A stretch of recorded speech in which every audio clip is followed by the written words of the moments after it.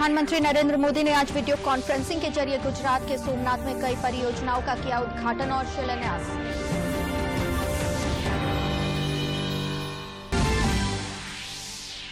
मुख्यमंत्री हेमंत सोरेन ने साहिबगंज जिले के पतना प्रखंड के धर्मपुर में लोगों की सुनी समस्याएं, लाभुकों के बीच प्रमाण पत्र और नियुक्ति पत्र का भी किया वितरण। देश में 57 करोड़ से अधिक लोगों को लगाए गए कोविड रोधी टीके। राज्य में कोविड से स्वस्थ होने की दर बढ़कर हुई 98.46%। और राजधानी रांची समेत राज्य भर में आज मनाया जा रहा मुहर्रम। वैश्विक महामारी कोरोना के कारण नहीं निकाला जा रहा जुलूस।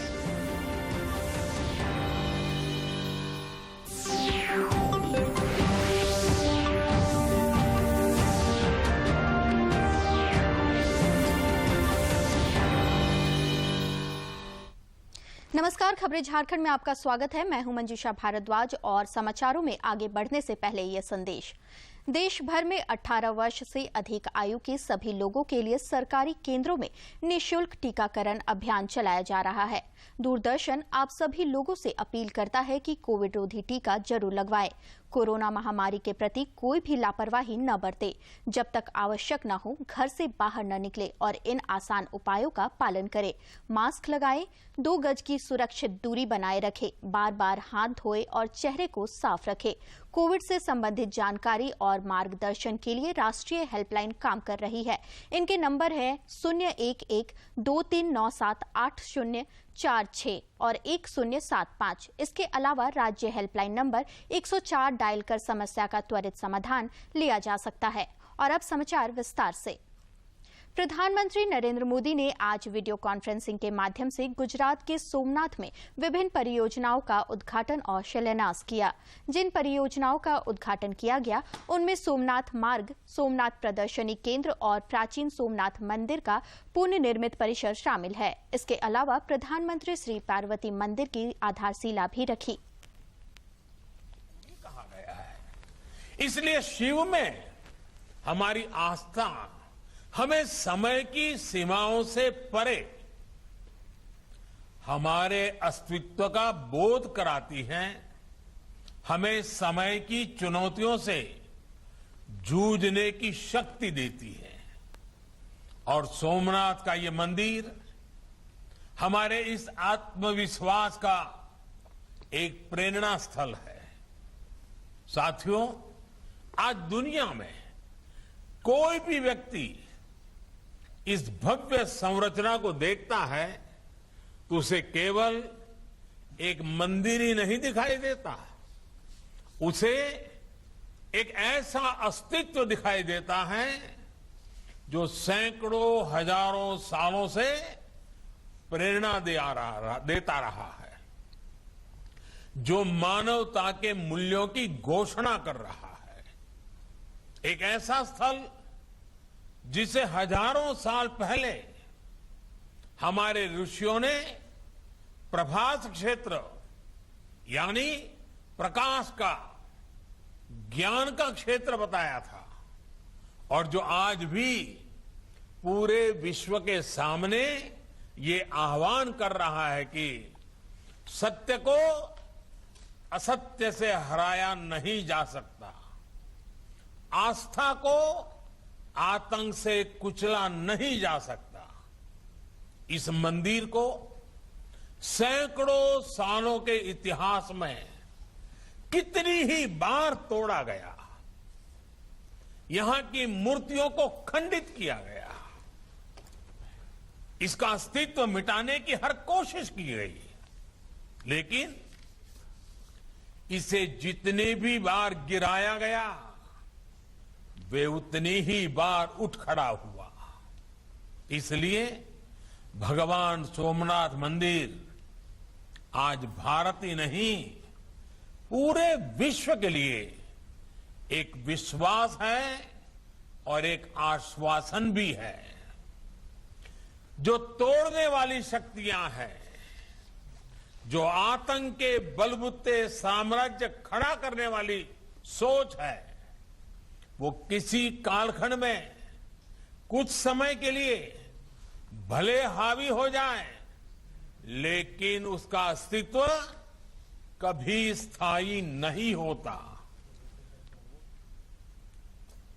सूचना और प्रसारण मंत्री अनुराग सिंह ठाकुर 5 दिवसीय जन आशीर्वाद यात्रा पर हिमाचल प्रदेश पहुंचे। इस दौरान उन्होंने कई कार्यक्रमों में शिरकत की। श्री ठाकुर ने बाद में मीडिया को संबोधित किया।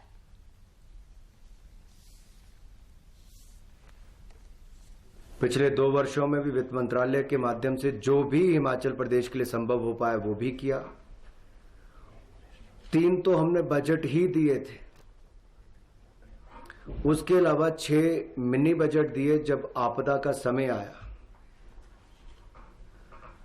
देश को आपदा कोविड की महामारी के समय निकालने में मोदी जी ने जो दिन रात काम किया उसका मैं साक्षी हूं, क्योंकि 3-4 लोग जो उन मीटिंगों में बैठते थे उसमें एक मैं भी था। देश के प्रति जो उनका समर्पण है वो मुझे लगता है वो बहुत एक अलग लेवल पर है। आत्मनिर्भर भारत बनाना, कहीं से तार हिली है मुझे लगता है माइक की। आत्मनिर्भर भारत बनाना ये केवल एक स्लोगन नहीं है, इसके लिए हर सेक्टर में वो प्रैक्टिकल पॉसिबिलिटीज क्या क्या है उसको देखकर काम करते हैं। मुख्यमंत्री हेमंत सोरेन ने कल साहिबगंज जिले के पतना प्रखंड स्थित धर्मपुर में विभिन्न विभागों द्वारा संचालित योजनाओं के लिए चयनित लाभुकों के बीच प्रमाण पत्र और स्वीकृति पत्र का वितरण किया। वहीं अनुकंपा के आधार पर 3 लोगों को नियुक्ति पत्र दिया। साथ ही मनरेगा के तहत 5, प्रधानमंत्री आवास योजना ग्रामीण के लिए 7, भीमराव अंबेडकर आवास के लिए 3, मुख्यमंत्री सुकन्या योजना के लिए 16, कन्यादान योजना के लिए 9, दिव्यांग यंत्र वितरण के लिए 2, पेंशन स्वीकृति पत्र के लिए 17 और ग्रीन राशन कार्ड के लिए 6 लाभुकों के बीच प्रमाण पत्र का वितरण किया। इस अवसर पर मुख्यमंत्री ने विभिन्न सखी मंडलों को करीब 56 लाख रुपए का चेक प्रदान किया। इसके साथ ही मुख्यमंत्री ने स्थानीय लोगों की समस्याएं सुनी और उनके निराकरण का निर्देश संबंधित अधिकारियों को दिया।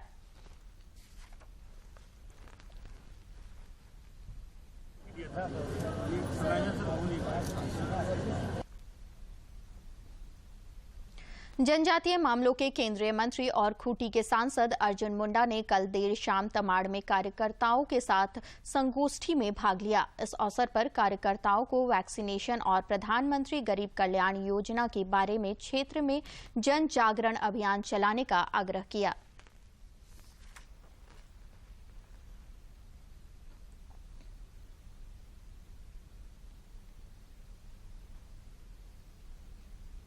केंद्रीय स्वास्थ्य मंत्रालय के अनुसार देश में टीकाकरण अभियान के तहत अब तक 57 करोड़ से अधिक लोगों को कोविड रोधी टीके लगाए जा चुके हैं।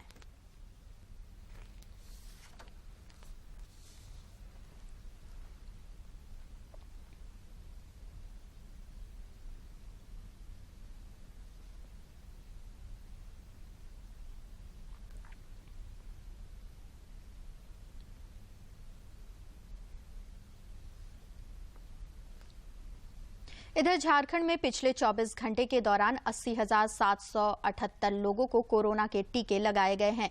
इनमें 57,324 को पहली डोज और 23,454 को दूसरी डोज दी गई है।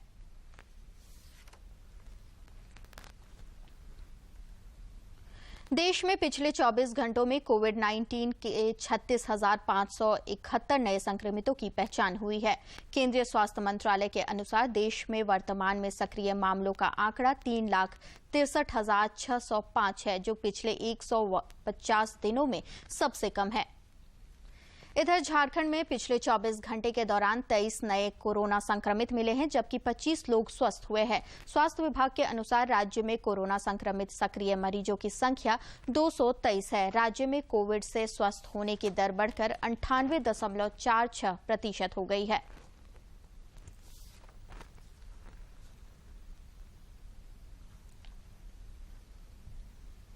देश में कोरोना जांच क्षमता में काफी वृद्धि हुई है। भारतीय चिकित्सा अनुसंधान परिषद के अनुसार देश भर में कल तक 50 करोड़ से ज्यादा नमूनों की जांच की गई।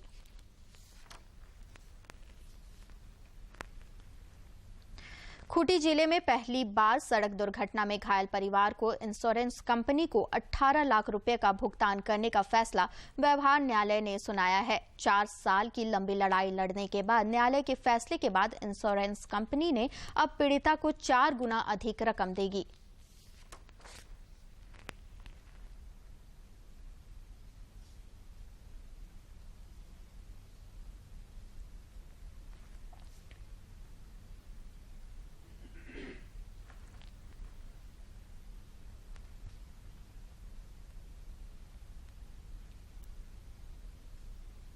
बाजार उजार भी करते थे। एक ठो से बच्चा लोग का पढ़ाई लिखाई करते थे, एक ठो को बच्चा का फीस देते थे और एक ठो का जैसे कुछ और काम करते थे, उसका घर का चलाते थे। मेरा तो आदमी भी नहीं है, 2011 में ही डेथ कर गए थे। बच्चा लोग छोटा छोटा था, बहुत परेशानी से हम बचे हैं। ये इनको 2 तारीख को आदेश हुआ है कोर्ट का और 60 दिन का समय है। इस बीच में अगर वो पेमेंट कर देते हैं तब तो ठीक है, और नहीं तो इनको अतिरिक्त फाइन भी देना पड़ेगा। धनबाद एसीबी की टीम ने कल गिरिडीह जिले के तीसरी प्रखंड के एक पंचायत सचिव महेश्वर राय को 3,500 रुपए घूस लेते हुए रंगे हाथ गिरफ्तार किया। गिरफ्तारी के बाद पंचायत सचिव को एसीबी की टीम अपने साथ धनबाद ले गई है।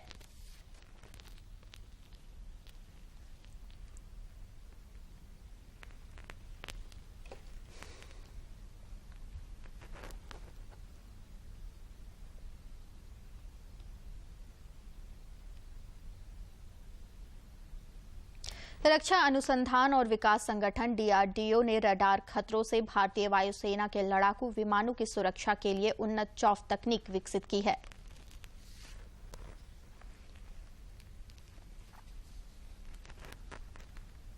लोहरदगा जिले की पुलिस अधीक्षक प्रियंका मीणा के निर्देश पर अभियान एसपी दीपक कुमार पांडे की अगुवाई में किस्को थाना क्षेत्र के सुदूरवर्ती क्षेत्र के विभिन्न गांवों में गरीब जरूरतमंद लोगों के बीच सामग्री का वितरण किया गया।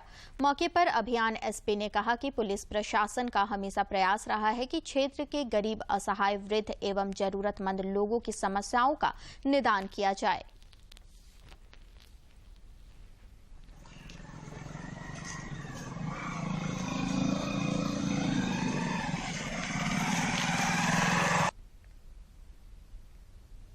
समाचारों का सिलसिला जारी रहेगा, लेकिन इस विराम के बाद।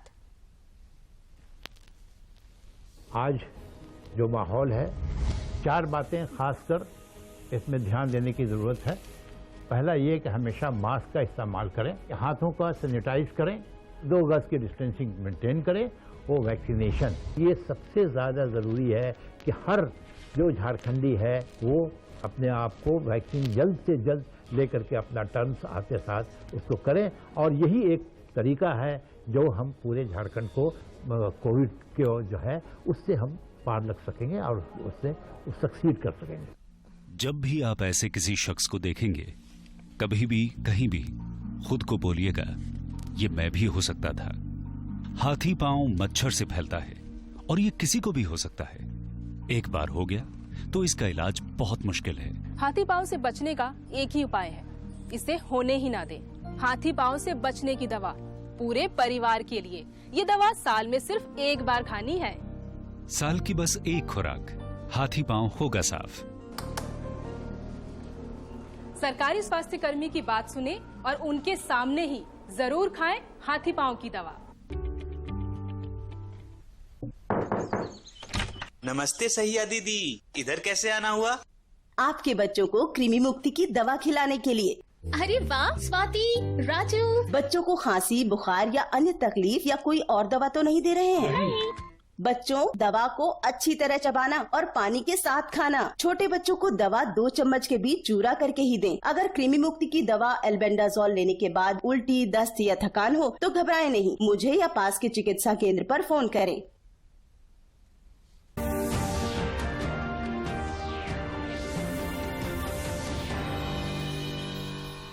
ब्रेक के बाद एक बार फिर से आपका स्वागत है। विदेश मंत्री एस जयशंकर ने कहा कि दुनिया को आतंकवाद से कभी समझौता नहीं करना चाहिए। उन्होंने जोर देकर कहा कि आतंकवाद के सभी रूपों और अभिव्यक्तियों की निंदा की जानी चाहिए और इसका कोई औचित्य नहीं हो सकता, न ही इसे सही ठहराया जा सकता है। heightened activities of the proscribed Haqqani network justifies this growing anxiety. Whether it is in Afghanistan or against India, groups like Lashkar-e-Toiba and Jaish-e-Mohammed continue to operate with both impunity and encouragement. It is therefore vital that this Council does not take a selective, tactical, or even a complacent view of the problems we face. We must never countenance sanctuaries for terrorists or overlook the raising of terrorists. विदेश मंत्रालय ने अफगानिस्तान में सहायता चाहने वाले सभी भारतीय नागरिकों से अपने विशेष अफगानिस्तान प्रकोष्ठ से तत्काल संपर्क करने का अनुरोध किया है। मंत्रालय ने सप्ताह के 7 दिन 24 घंटे कार्यरत विशेष अफगानिस्तान प्रकोष्ठ के लिए अतिरिक्त नंबर भी जारी किए हैं। 1149016784 और 911149016785। व्हाट्सएप नंबर भी दिया हुआ है। व्हाट्सएप नंबर है 80106111290 और 9599321199 और 704204499944। और आप विशेष प्रकोष्ठ से ईमेल situation-room@mea.gov.in पर भी संपर्क कर सकते हैं। राजधानी रांची समेत राज्य भर में अशुराए मुहर्रम आज शांति और सद्भाव के साथ मनाया जा रहा है।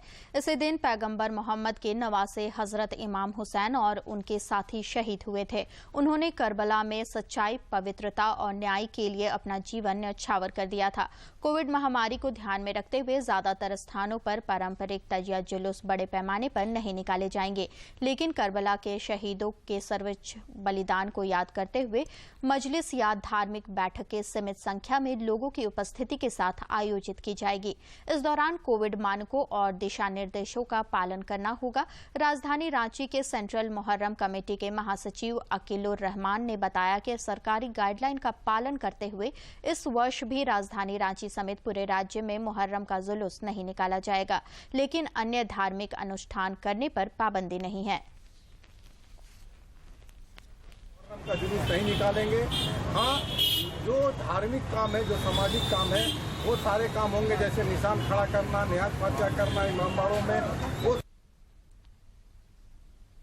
आकांक्षी जिला कार्यक्रम के तहत शिक्षा प्रक्षेत्र में लोहरदगा जिले के प्रत्येक प्रखंड में एक विद्यालय को मॉडल विद्यालय के रूप में विकसित करने को लेकर जिले के उपायुक्त दिलीप कुमार टोप्पो की अध्यक्षता में आवश्यक बैठक हुई।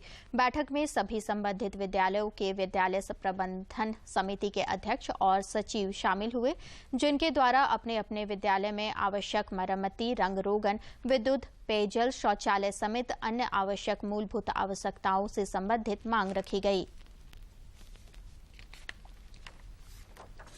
चतरा के नक्सल प्रभावित कुंदा थाना क्षेत्र के बनियाडीह गांव में कल देर रात अज्ञात अपराधियों ने उत्पात मचाया। अपराधियों ने गांव के बाहर खड़ी एक मोटरसाइकिल को आग के हवाले कर दिया। पुलिस अधिकारियों ने आज सवेरे घटनास्थल का मुआयना लिया, साथ ही जांच अभियान में जुट गई है।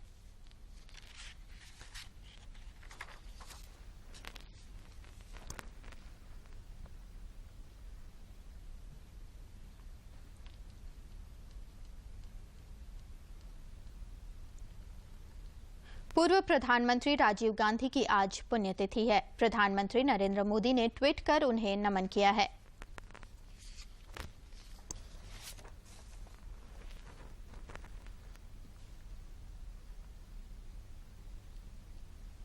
आजादी के अमृत महोत्सव पर खादी और ग्रामोद्योग आयोग ने अनूठी पहल की है। आयोग ने देश के 75 प्रमुख रेलवे स्टेशनों पर खादी उत्पादकों की प्रदर्शनी और बिक्री के स्टॉल लगाए हैं। ये सभी स्टॉल अगले 1 वर्ष यानी 2022 के स्वतंत्रता दिवस तक चलते रहेंगे। 2022 के स्वतंत्रता दिवस तक चलते रहेंगे। आजादी का अमृत महोत्सव के तहत खादी और ग्रामोद्योग आयोग ने ये पहल की है। खादी स्टॉलों का उद्घाटन सभी 75 रेलवे स्टेशनों पर 14 अगस्त 2021 को किया गया था। स्टेशनों के इन स्टॉलों पर खादी और ग्रामीण उद्योगों के उत्पाद जैसे कपड़े, खादी, प्रसाधन, खाद्य पदार्थ, शहद, मिट्टी के पात्र आदि उपलब्ध हैं। बिक्री स्टॉलों के जरिए देश के तमाम रेल यात्रियों को स्थानीय खादी उत्पादों को खरीदने का मौका मिलेगा। इस पहल से खादी के कारीगरों को अपने उत्पादों को बढ़ावा देने और उन्हें बेचने का बड़ा प्लेटफॉर्म मिलेगा। आजादी के सफर में आज हम आपको दिखा रहे हैं ईस्ट इंडिया कंपनी के विरुद्ध विद्रोह का बिगुल बजाने वाले ओंडी वीरन पगड़ई की गाथा।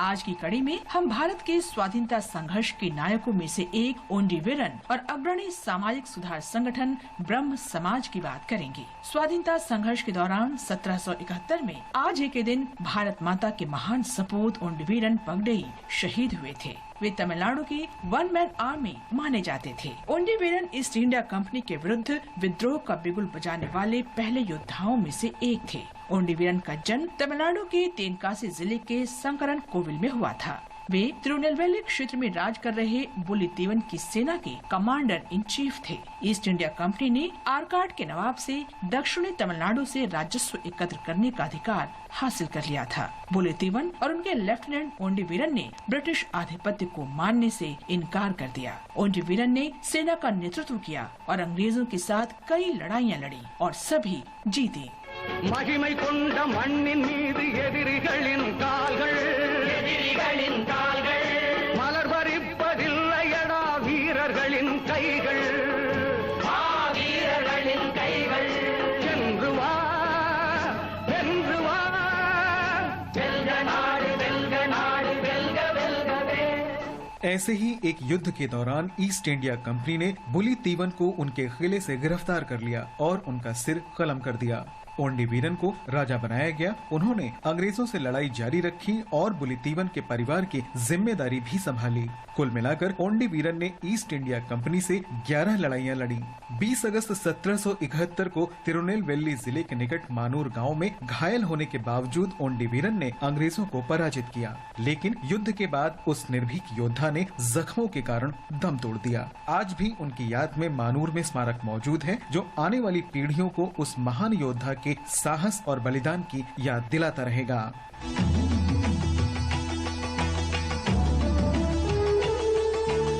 आज ही के दिन 1828 में राजा राम मोहन राय के ब्रह्म समाज का पहला अधिवेशन कोलकाता में आयोजित किया गया था। राजा राम मोहन राय ने द्वारकानाथ ठाकुर के साथ बंगाल में 1828 में ब्रह्म समाज की स्थापना की थी। राजा राम मोहन राय भारत के अग्रणी समाज सुधारक थे। ब्रिटिश शासन के दौरान उन्होंने भारत में प्रगति का मार्ग प्रशस्त किया। बंगाल के पुनर्जागरण आंदोलन में भी उन्होंने महत्वपूर्ण भूमिका निभाई।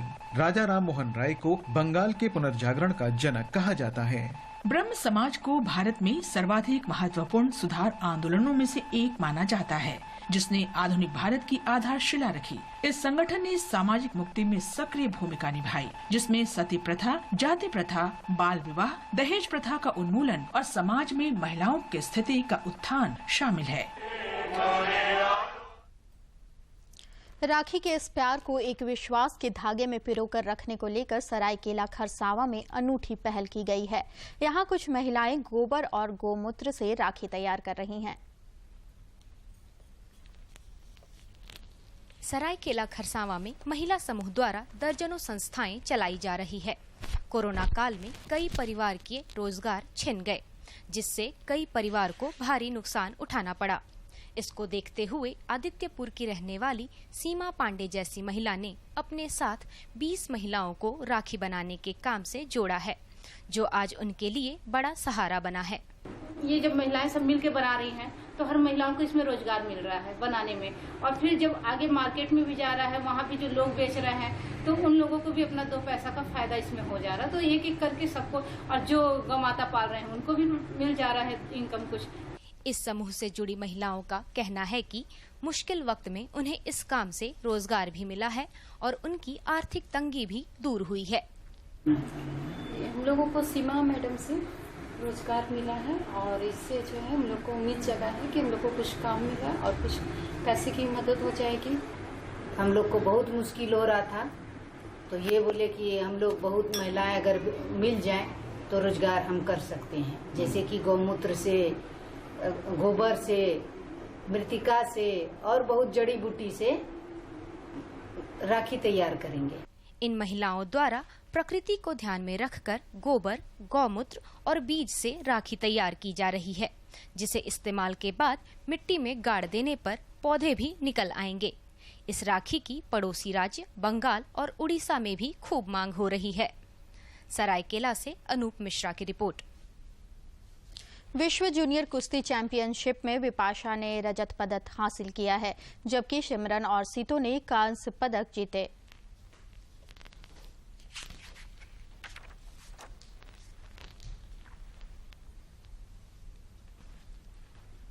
प्रधानमंत्री नरेंद्र मोदी 29 अगस्त को आकाशवाणी पर मन की बात कार्यक्रम में देश विदेश के लोगों के साथ अपने विचार साझा करेंगे।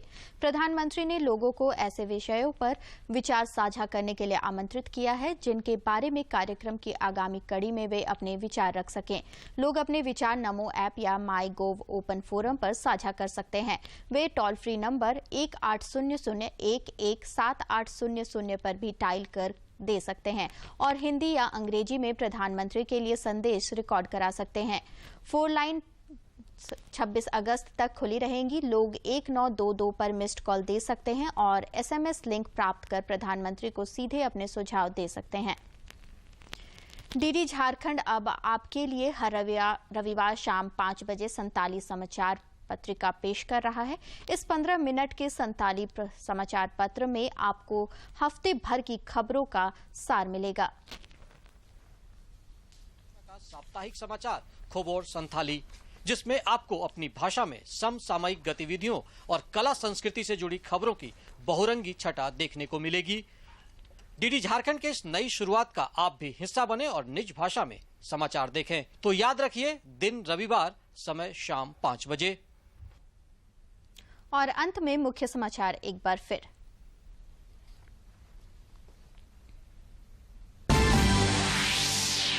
प्रधानमंत्री नरेंद्र मोदी ने आज वीडियो कॉन्फ्रेंसिंग के जरिए गुजरात के सोमनाथ में कई परियोजनाओं का किया उद्घाटन और शिलान्यास।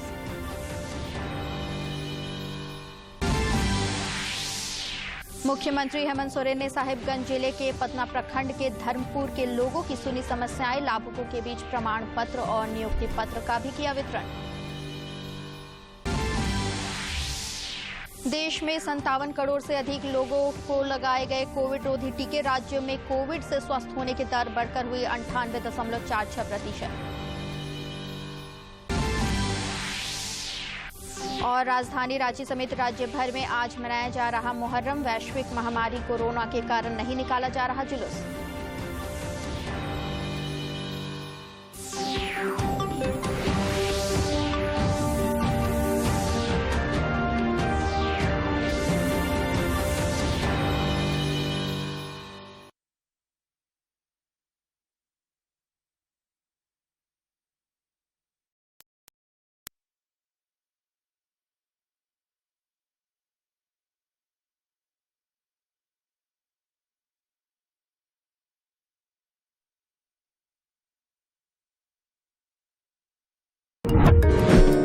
प्यारे बच्चों, कोविड-19 के कारण आप सभी अपने अपने घरों में रहकर ही अपनी पढ़ाई कर रहे हैं।